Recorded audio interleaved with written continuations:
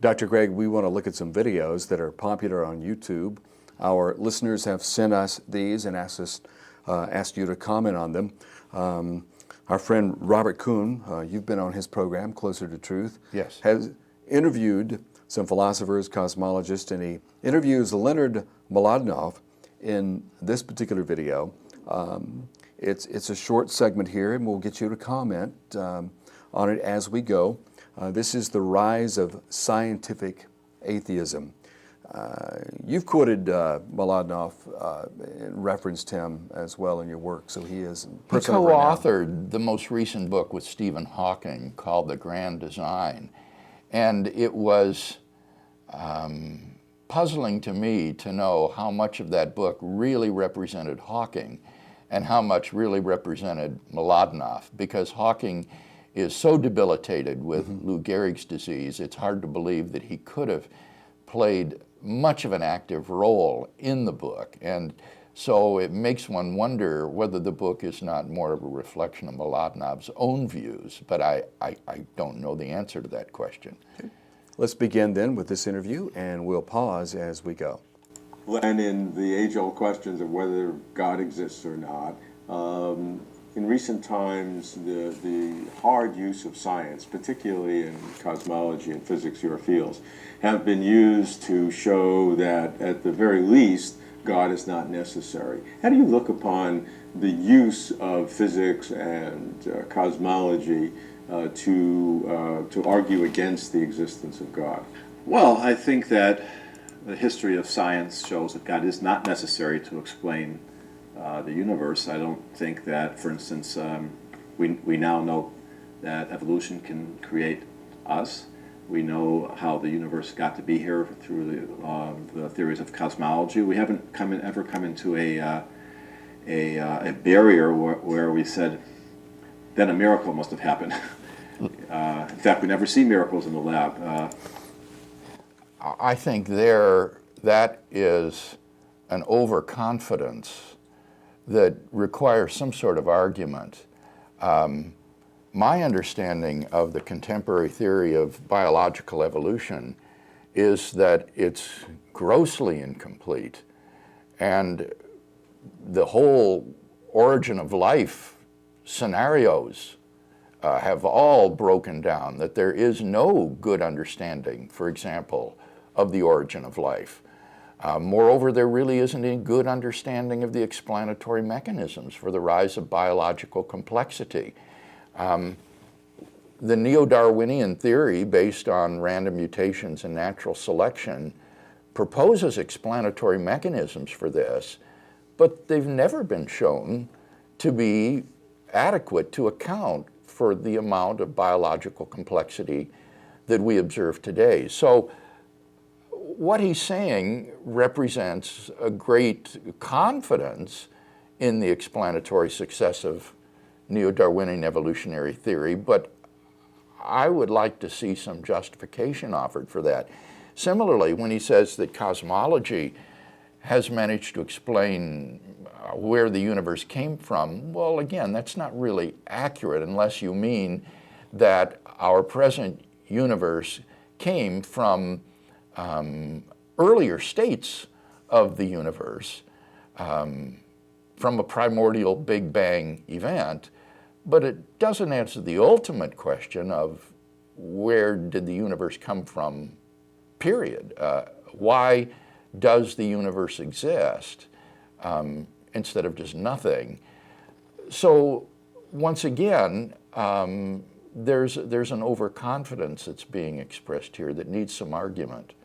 I hear that a lot. I'm sure you have too, about where you insert a miracle in your equations. There's a famous cartoon. It shows two scientists working all these equations, then in parentheses, then a miracle occurs, and then the equations continue. That would be a good description of origin of life research today. Let's continue then. Now I want to make it clear, Kevin, that we're not advocating that approach to science. We're not talking about God of the gaps reasoning, where you're inserting a miracle in the gap.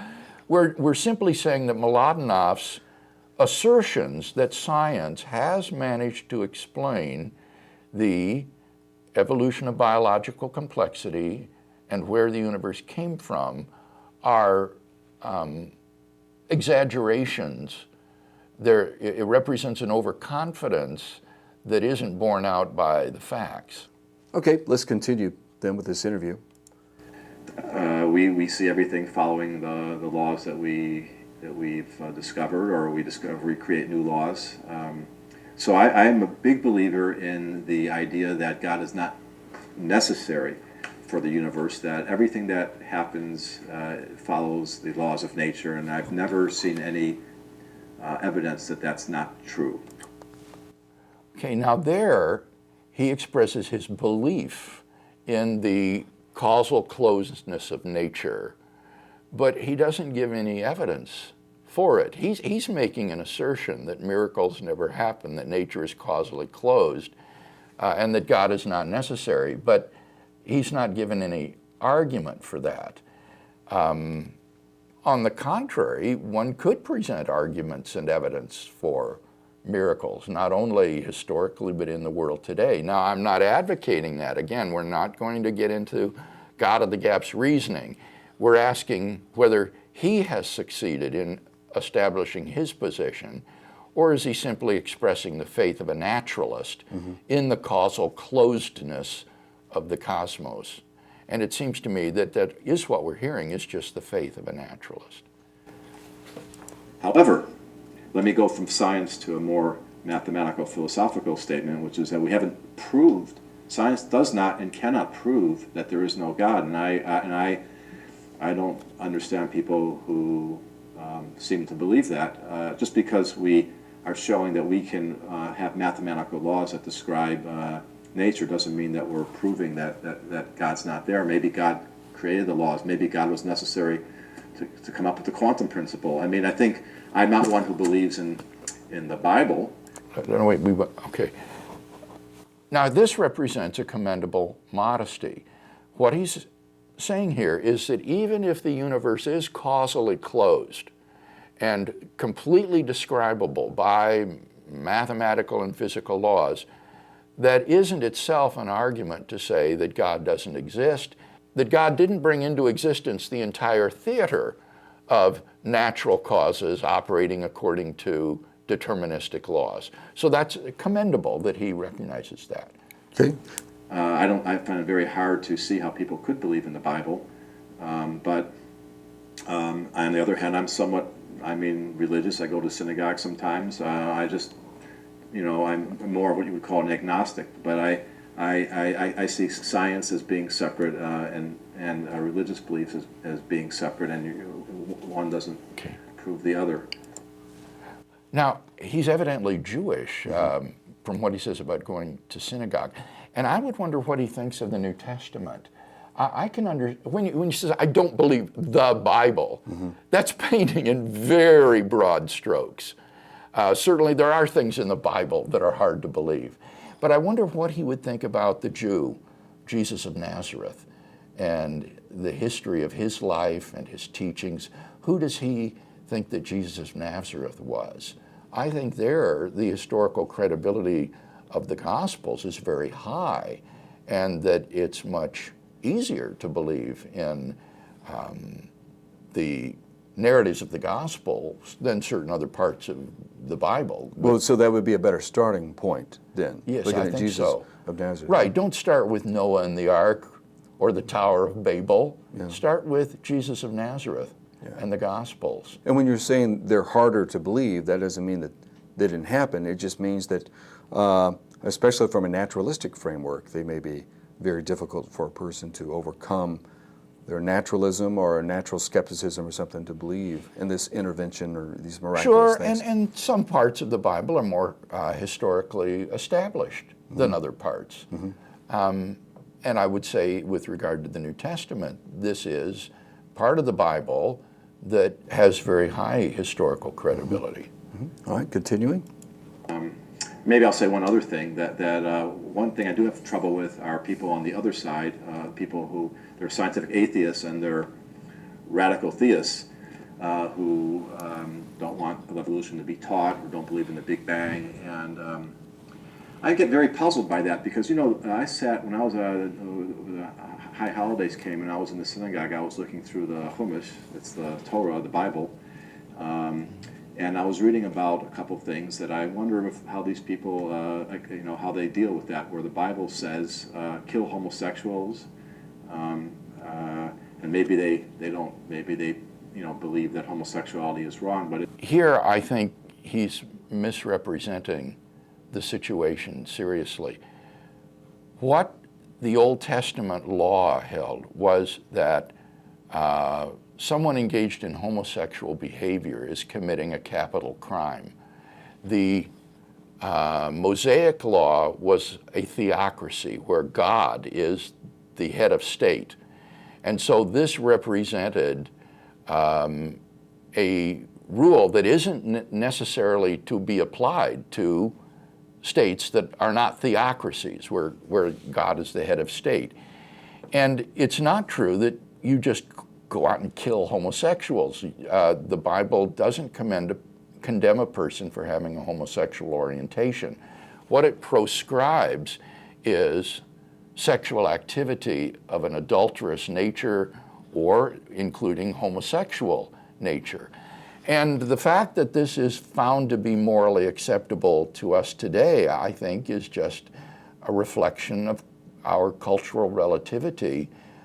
In God's eyes, these were serious sins that were punishable by death. It had a very different value system than we have today.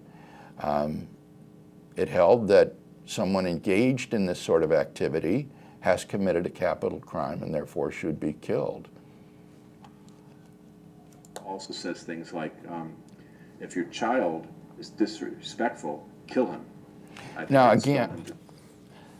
again, I think this needs to be parsed out. He doesn't give us the reference. We need to look at that more closely. I think in many cases, what you have in these Old Testament laws are idealizations, but they may have never, in fact, been enforced. I don't know of any place in the Old Testament where it suggests that someone was executed for this sort of crime. I think that these laws were probably idealized sorts of laws saying, obey your parents, be respectful to your parents, but I don't know of any case where these sorts of idealizations were enforced to say that people should actually be executed because of this. That was the punishment for disrespect of a child toward the father. Told my daughter Olivia this, by the way, and she said that's okay because it doesn't say anything about girls.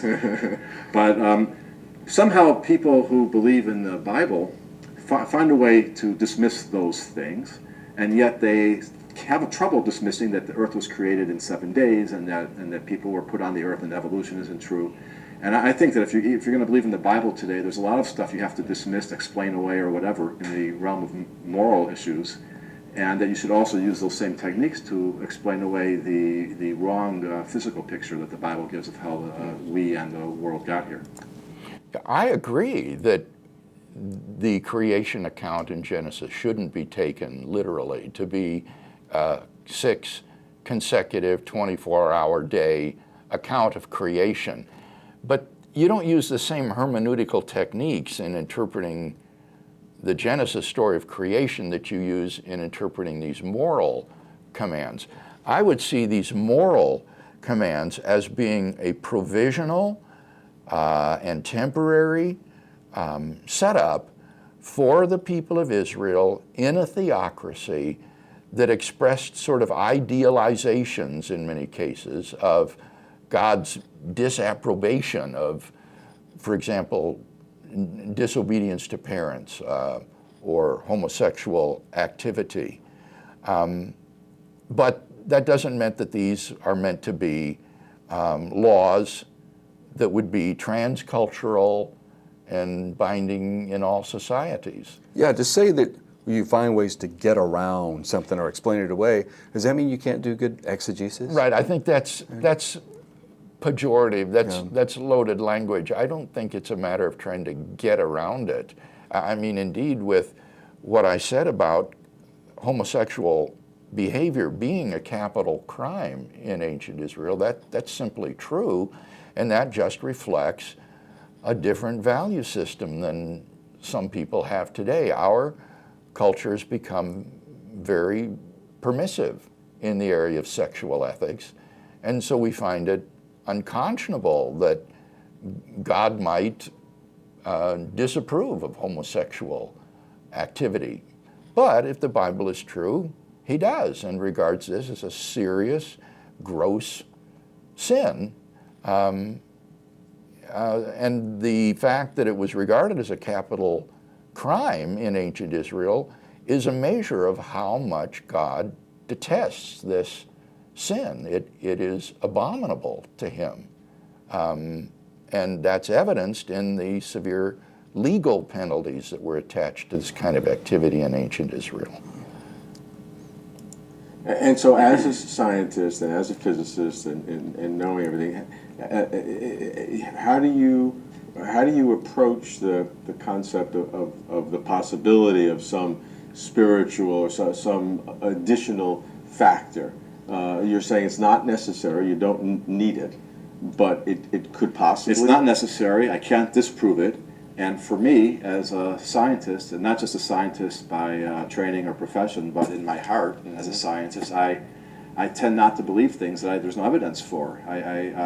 But it's not always true. I do believe, for instance, in aliens. I believe that there's life on other planets, and I think there's no evidence of that, and we don't understand the origin of life on Earth well enough to say how probable it is that on another star life would form. But in my heart, for some reason, I find myself believing that. But that's rare for me. I usually believe things based on evidence, and I've never seen evidence in my life for God. In fact, I've seen evidence against God in some ways because my parents went through the Holocaust. Their families were all slaughtered, and it's hard to see how God would have made that decision. Well, that's how the interview segment here ends. That's really bizarre, isn't it? That he believes in aliens, even though he says he has no evidence for it, but he just finds he believes in his heart that extraterrestrial life exists. But he doesn't apparently find it in his heart to think that God exists the way many people do. I mean, if he thinks he's rational in believing in aliens, why isn't it rational to believe in God? And obviously, you know from my work that I think there is good evidence for God that he hasn't considered. And I've responded to the book, The Grand Design, where they try to explain away some of that evidence unsuccessfully, I think. You can look at our popular articles online to see my response to the book by Hawking and Mlodinow on the Grand Design. And of course, we've talked extensively about the problem of evil and suffering, and that God would not permit something like the Holocaust to happen without morally sufficient reasons for doing so. And so what Dr. Mlodinow would need to show is that it's either impossible or improbable that God had morally sufficient reasons for allowing the Holocaust to happen. And I don't know how he could ever hope to prove such a thing. Bill, as we wrap up this podcast today, it seems that the biggest positive in this, would you agree, that he says that really the existence of God is not in the realm of science as most people think. He does allow for the fact that God could exist, but that if you're asking him to prove it scientifically, he couldn't do that. Yeah, I suppose he deserves faint praise for that. I mean, that's so basic. I think it's rather that those who somehow think that because the universe is causally closed, that's a disproof of God, are incompetent thinkers and bad philosophers. What Mlodinow has merely done is shown that he's not a bad philosopher by acknowledging that the causal closeness of the universe is not an argument against the existence of God. So I would give him faint praise for that, but I think much of what he says about the ability of science to explain everything in the natural world is grossly over-exaggerated, and the fact that he sees no evidence for the existence of God suggests that he hasn't grappled seriously with the arguments of natural theology. All right, we'll look at some more YouTube videos that we've been sent next time on Reasonable Faith.